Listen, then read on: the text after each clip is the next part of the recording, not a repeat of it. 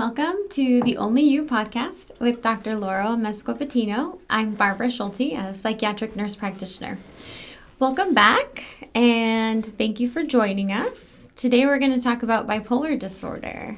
Thank you, Barbie. Thank you. And thank you to the audience again. Thank you for spending some time with us, and hopefully you can send them some questions and we can answer some of your concerns about mental health issues. And also, if you have any topics that you want us to cover, please send us on the website. Yes, absolutely.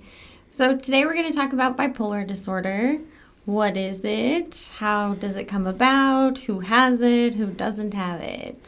So what is it? Well, I think it's important to understand that bipolar, the word bipolar has become a kind of a colloquial word that is used in society now to describe anything that is intense, right?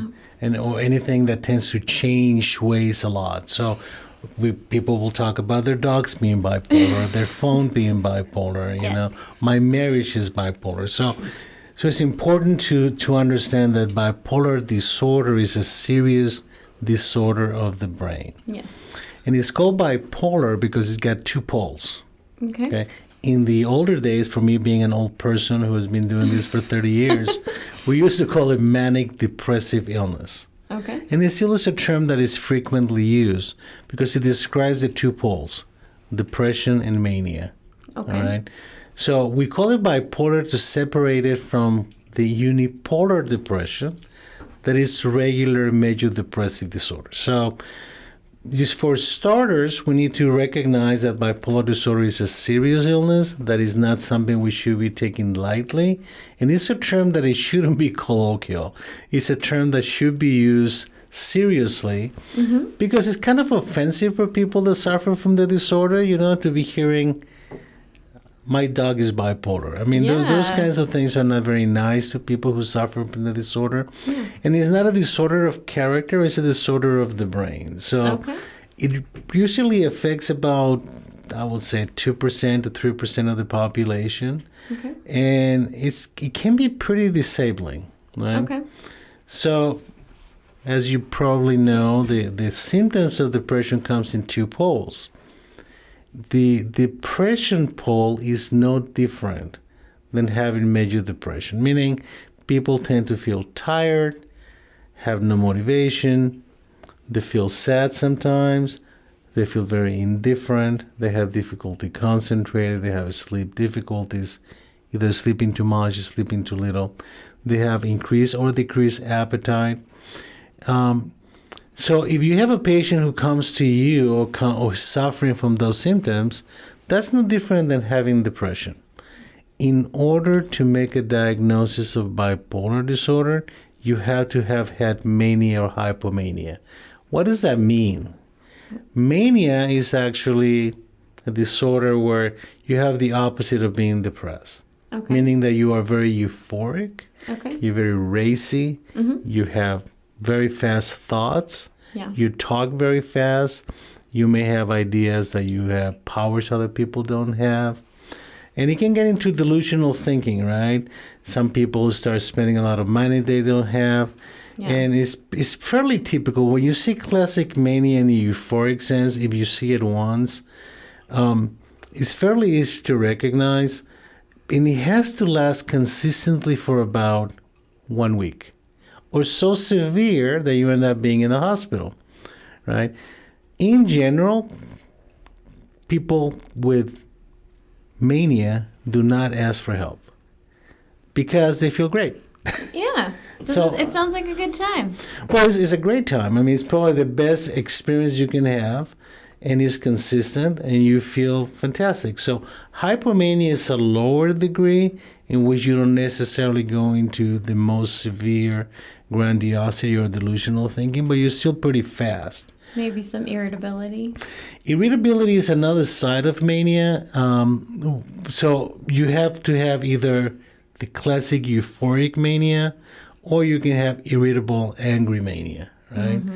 I have to tell you that over the years, I've kind of noticed that the quality of mania has changed over the years.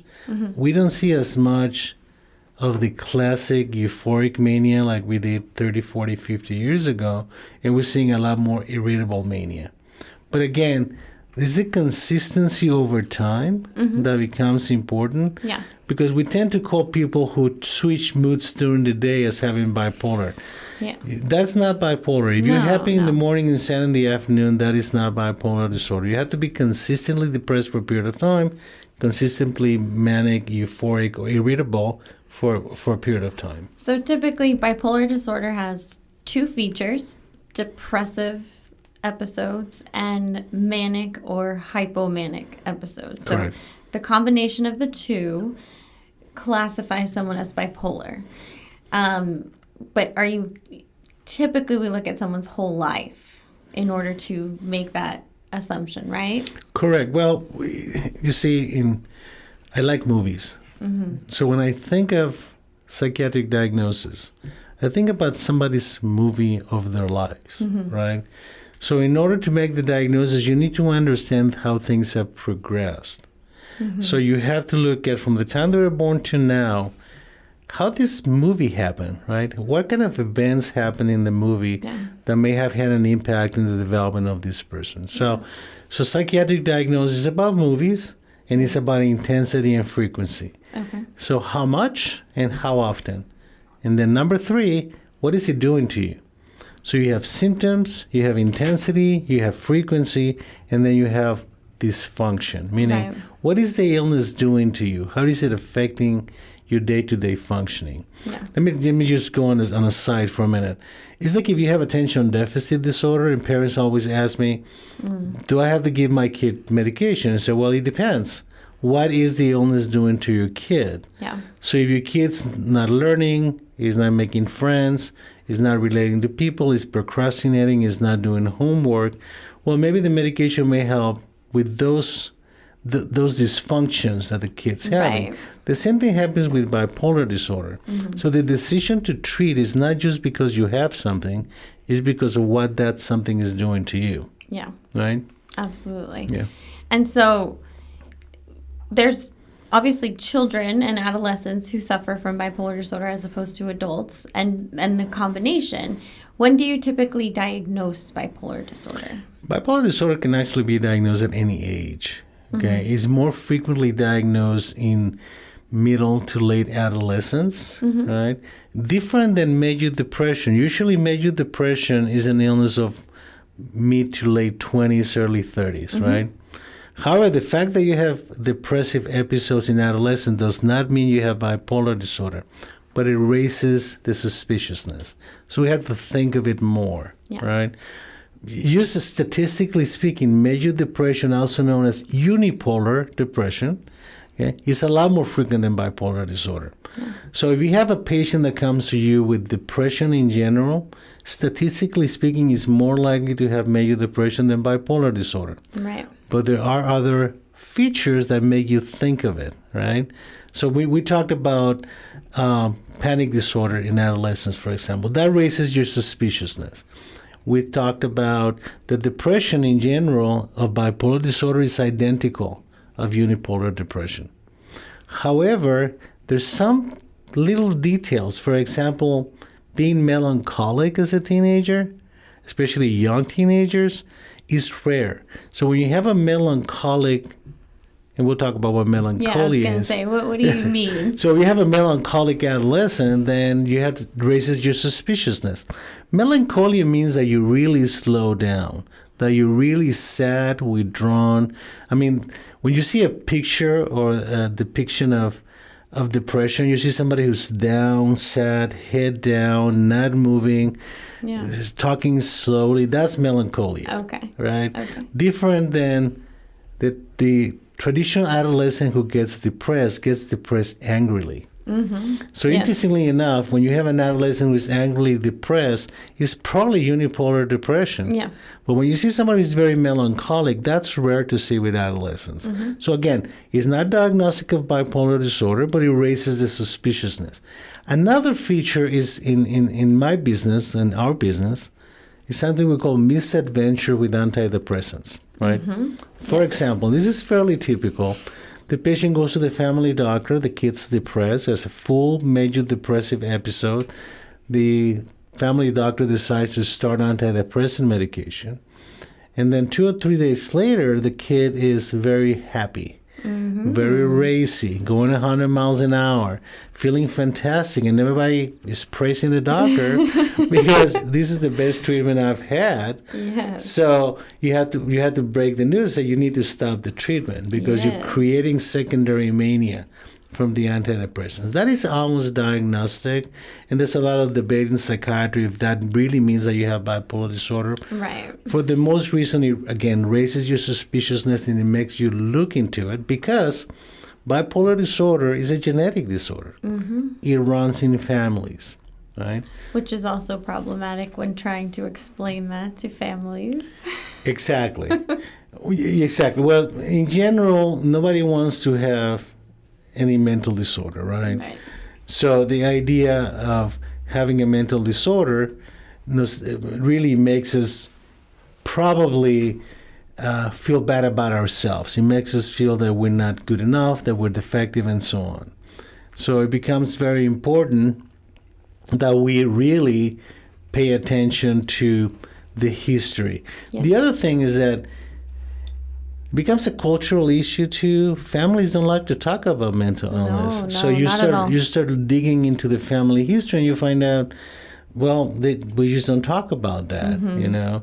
So you start looking for certain more dramatic events, for example, a suicide in the family, right? You Right. start looking for substance abuse. You start looking for violence in the family. So you start trying to get more information to see if you can make that movie more clear, Gotcha. right? Because our jobs as psychiatrists is to really look at how do we make the next scene and the next chapter of the movie look better than the prior chapters, right? Right. But not to minimize psychological and social issues, because, for example, with kids, we do see that kids who have been abused as children have a higher incidence of bipolar disorder, right? So there might be some cultural, social, psychological factors that increase your risk for having bipolar disorder. And is it possible that if they are victims of trauma, that their condition may come out sooner than if they had not been traumatized? That is correct. And we don't know exactly if that's just a purely psychological issue, or it might be a social, interactive issue, or maybe that you're being traumatized because you're being raised by a parent that suffers from the disorder. Or if they're using substances, that their condition may come out sooner than if they had not. Yes, and we have to look for the possibility of the patients using substances. Substance abuse is both a complication of bipolar disorder or a trigger for bipolar disorder. So it can happen both ways, especially in patients who are depressed and use stimulants. We may see some of those patients becoming more irritable. But those issues in particular become very complicated. And usually those are the ones that we get to see ourselves in our specialty. Yeah. Right? So with that, I know it's very common. Sometimes parents are, I don't like to use the word denial, but it's difficult for them to understand bipolar diagnosis or any mental health diagnosis. How often do you hear or have the question, is this going to go away? Is it going to get better? How do you deal with that? Because we work in the hospital, we see probably the most extensive and worst type of presentations, but there are all gamut of presentations. So when the parents ask me that question, I have to be empathic to their feeling of their child being defective and having a problem, because it becomes very frightening for them. So we have to recognize that parents will be afraid of the diagnosis, number one. Number two, that they want guidance. Yeah. Right? If we diagnose somebody with bipolar disorder, we have to explain a number of things. One is that the disorder is cyclic, it comes and goes. Yeah. And it's chronic. Once you have it, you may have it for the rest of your life. However, it doesn't mean that you're going to be symptomatic for the rest of your life. So it's important to explain you're going to have some symptoms right now. We're going to try to control the symptoms, learn how to cope with it. And we recommend that you stay in treatment for at least a year to a year and a half of stability, right?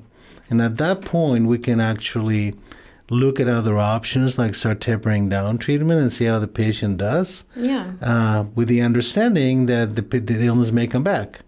Right? If you have only had one episode, one cycle of bipolarity, some patients will not have a recurrence for a long period of time. However, like with any illness, you have to be using some prevention, right? So if you have somebody who's been diagnosed with bipolar disorder, we'll talk a little bit about medications. And let's say they respond well to treatment, you have to advise them for a number of things. Number one, they have to sleep well. Because sleep deprivation is pretty toxic for the brain, and not unusually the illness starts because the patients start not sleeping well. So for example, they can go to college and they don't sleep at night and they're partying. Well, that, if you have had bipolar disorder before, you're likely to decompensate again. They cannot use drugs and they shouldn't use alcohol. Right. So sleep is almost sacred when it comes down to mental illness because, as you know, most mental disorders come with some form of a sleep disturbance. So getting the patient to sleep and to sleep at night becomes essential in bipolar disorder. So again, they shouldn't be working graveyard shifts, right? They shouldn't be working nights. Right. So we have to make sure that the prevention happens. And that's the most difficult part.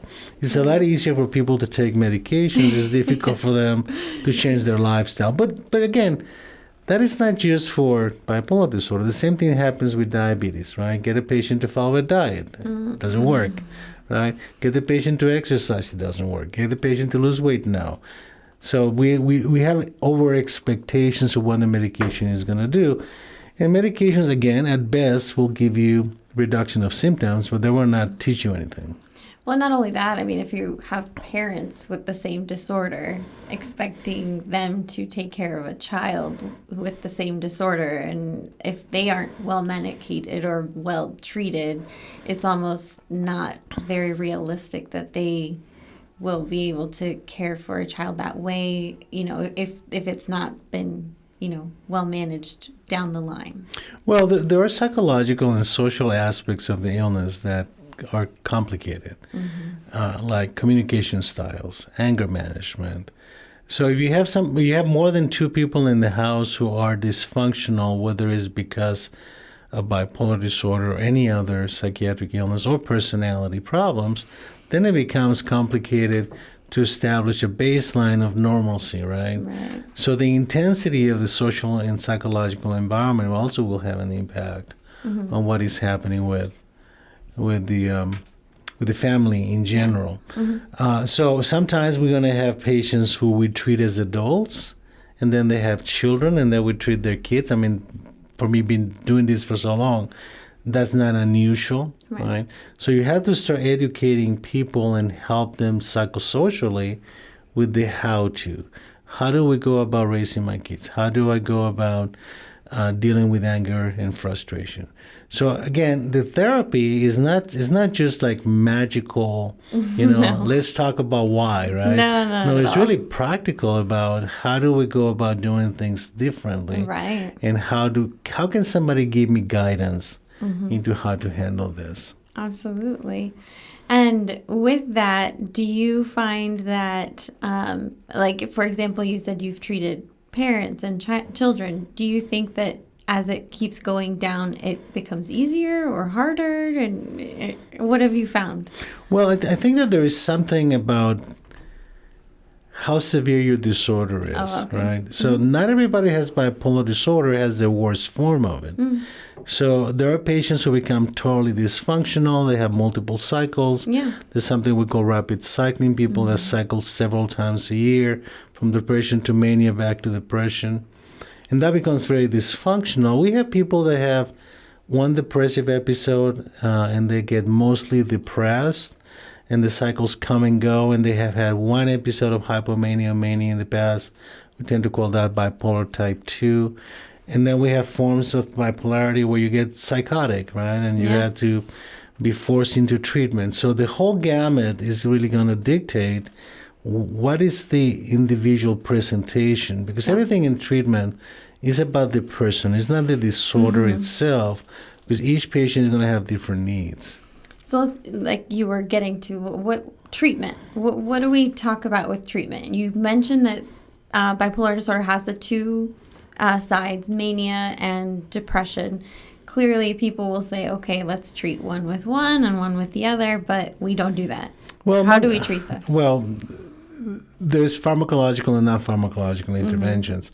The most classic pharmacological interventions is mood stabilizers, and the quintessential mood stabilizer is lithium, which lithium is not a psychiatric medication, it's a salt that we use as psychiatric medication. So very effective, in my experience, more effective for mania than effective for depression, right? Not without complications, because it's a salt, it behaves in your body as a salt. So you have to be monitoring blood levels, water intake, and things of that sort. So lithium is a good medication. Then we have another family of medication called the anticonvulsant mood stabilizers, valproic acid, oxcarbazepine, carbazepine, gabapentin, a number of different anticonvulsants that are used for epilepsy, are also used for the seizure disorders, is also used for mood stabilizing qualities. And then we have a third class of medications called the antipsychotic mood stabilizers that have become very popular, not without complications, but we have very effective medications in that group, and they can also be used as a single treatment for patients that also have psychotic symptoms. So we have a whole gamut of approaches, some of which are more effective for mania, some more effective for depression. The controversy with bipolar disorder is really with bipolar depression, because the controversy is, should we use antidepressants or not? And there are basically two big schools of thought. One school of thought says you should use them cautiously, right? Another school of thought says never use them. Right. Right? And I've gone back and forth between the different approaches. And again, if we're going to use them, we have to explain to the patients the risks, right? If we use an antidepressant in somebody with bipolar depression, we may trigger mania. We may trigger irritability. And I think to some degree, we may trigger increased suicidal ideation, because we move people into what we call mixed states, people that have both depression and mania at the same time. And mixed states are very dangerous. I always tell people, if you get irritated and depressed at the same time, and you have racing thoughts and you're agitated, it probably has one of the highest risks for suicide in psychiatry. Yeah. So bipolar mixed states are something that we have to be able to recognize quick and treat fast. Yep, because you have energy, but you're depressed. Yeah, you're sad and energetic at the same time. That's a really bad combination. Yeah, not a good combo. Yeah. Okay, so I think we've got the treatment. You've just kind of given us the information about the diagnosis itself. Do you think that the difference between when you are a child with bipolar disorder or adolescent and then when you get to adulthood, the changes that you experience, I know in my experience, children with bipolar disorder tend to have much more mania, hypomania, and then when they move into adulthood, it tends to be more of bipolar depression, and they have much more of the depressive side. Is that what your experience is? Kind of, but I think it's more of a factor of recognition, meaning we tend to underdiagnose bipolar, not underdiagnose, we tend to underrecognize bipolar depression because the patient has never had mania before. Okay. So what happens is that a lot of the patients that we're treating now with major depression may end up having bipolar disorder and eventually will develop mania. Some of them we discover because of the antidepressant treatment. Some it just takes time, right? So it's important to recognize that a lot of the patients that never had mania before but they have major depression may have bipolar disorder that hasn't manifested yet, okay? So it's easier to recognize those that have mania and irritability, right? Right. Because you don't have to have depression to have bipolar disorder, but you must have mania. Okay. So depression can be unipolar or bipolar, okay? But in order to have bipolar, you have to have had mania or hypomania. Mm-hmm. So that complicates matters a little bit. So you technically you're not supposed to make a diagnosis of bipolar disorder until you have identified mania or hypomania. Yeah. That is risky though. So sometimes we have to use our suspiciousness in terms of recognizing that somebody may have a bipolar disorder, and we have to be cautious especially with younger patients. Absolutely. Now, bipolar disorder is not without complications or comorbidities. And again, I get back to the substance abuse issue. They tend to be impulsive. So they may run into some issues with the law because they overspend, they don't pay their bills. Yes. Some of them may have issues with comorbid attention deficit disorder. And this is fascinating because, especially with kids, in that patients, we like to say that 1/3 of patients with attention deficit disorder may also have bipolar disorder, and 1/3 of patients with bipolar disorder also have attention deficit disorder, right? So those are two different disorders that come to the same patient, and they have to be treated accordingly. Right. You have to treat two disorders and recognize them, because the treatment of one is not going to help the other. Right. Okay. And they have to be treated correctly in a balance. They have to do it in a balanced way. So it's bipolar disorder is a difficult thing to treat. It's not like take 2 aspirins and call me in the morning type of thing. No. And I think in my experience, I would say that bipolar depression is one of the most difficult disorders to treat in psychiatry. Yes. In general. Absolutely. All right.